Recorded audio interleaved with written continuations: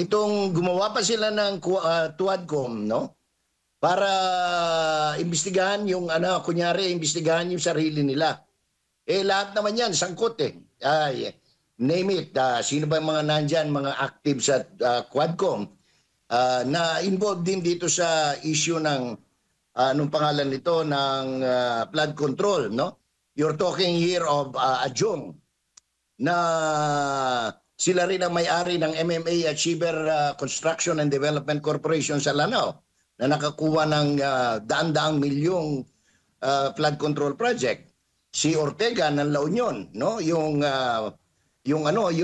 pumipilantik ang kamay na kahit balbasarado, no? Na tinatawan ng La Union. Sino pa bang maingay? Si Kung Hom na nasa drug watch list na drug lord doon sa war on drugs ni PRRD, no? Tapos si COMELEC selected congressman ng Manila, no? Si Abante na hindi naman ihalal ng taong bayan. Sila yung mga maiingay at mag-iimbestiga pa daw sila, no? Hindi po pwede na mag-imbestiga sa sarili yung mga main actors ng skandalong ito. Kaya sa totoo lang. Ang kawatan magtatayo ng Quadcom pagkatapos sila mag-iimbestiga kunyari.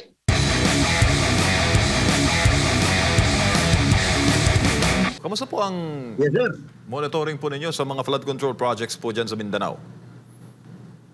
Actually, nilabas ko kahapon yung listahan at I am surprised na yung lalawigan ko ay dito sa Davao del Sur ay isa sa top 20 na pinaglaanan ng pondo ng anong pangalan to. That's why ang media rito, yung local media is nag-iingay at tinatanong si Congressman Cagas, John Tracy Cagas, saan ba napunta yung almost 10 billion na yan?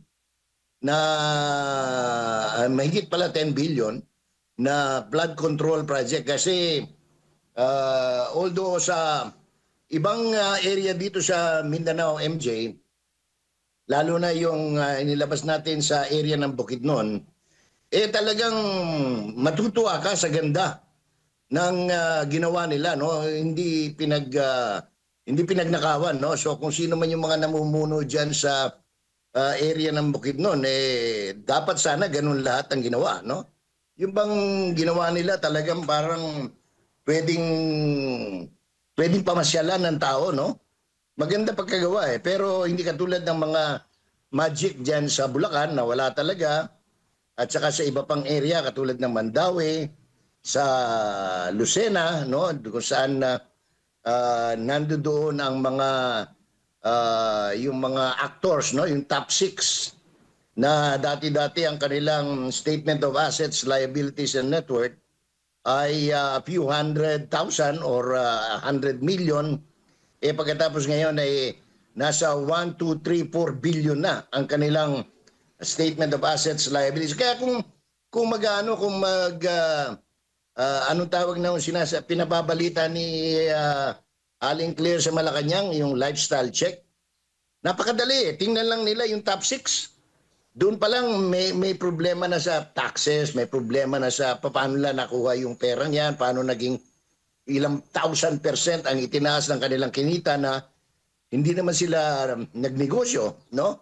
Dahil bawal magnegosyo, hindi rin sila nagpractice ng kanilang profesyon kahit sila ay congressman. So, diyan pa lang madali mong you're talking here of Congressman Garjola, Congressman Suarez, Congressman sino siya Leyte? Martin Romualdez, dong anong pangalan nito? Gonzales ng Pampanga, Manix Talipe ng Zamboanga. Madali sana kung pero meron akong nababalitaan din galing sa Senado, sa Blue Ribbon Committee, na nakalinya itong 6 na ito sa padadalhan ng imbitasyon sa PINA or warrant, depende sa kanilang tugon in the near future. Because September 1, yung balik ng ng investigasyon ng Senate Committee on Accountability of Public Officers and Investigations, MJ. Pero sir, di ba, kung titingnan po yung bigat ng intention, kung seryoso talaga, hindi ba po dapat hindi mo na isinasa publiko, binibilisan yung case build-up, pinagagalaw yung Commission on Audit, para hindi mo ina-announce sa media, i-announce mo yung resulta na para hindi magkaroon ng pagkakataon itong mga nasasangkot sa issue ng flood control na makatakas o makagawa ng diskarte para takasan po yung kanilang pananagutan. Yun po yung naging tingin ni Attorney Trixie Cruz Angeles na bakit daw ina-announce, bakit daw pinupuntahan yung mga sinasabing sablay na proyekto, binibigyan mo rin ng pagkakataon yung mga kalaban na makalipad pa ng bansa or makagawa pa ng mga palusot para takasan nga yung kanilang responsibilidad. I think yung reaction ni Attorney Trixie is more on Mr. Marcos doing the PR stint, no? Kasi obviously ang ginagawa ng Malacanang ngayon, kunyari, hindi ko alam kung kunyari, no? Pero ang ginagawa nila ay parang pinangungunahan nila ang publiko na para masabing, oy, hindi namin pinababayaan yan. Pero remember, 2 years ago, pinagyayabang ng palasyo itong 9,000 or more na flood control projects na nung magsona, in-announce na 5,500 yung tapos na, maganda pagkakagawa, at libo-libo pa ang ginagawa. And then noong unang bumaha, noong na-fact check ng baha yung mga flood control, ang dinahilan na unab nabangga ng barko, yung isa.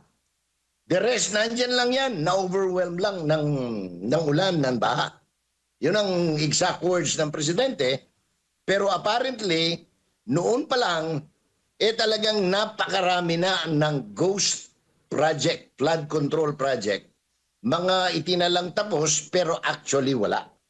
So, ito ngayon, pinapakita na, uy, ang presidente, alam nito, nakarating sa kanya, kaya gumagalaw siya, kumikilo siya, hanggang pinakahuli nga yung sinasabi niya, mag-lifestyle check.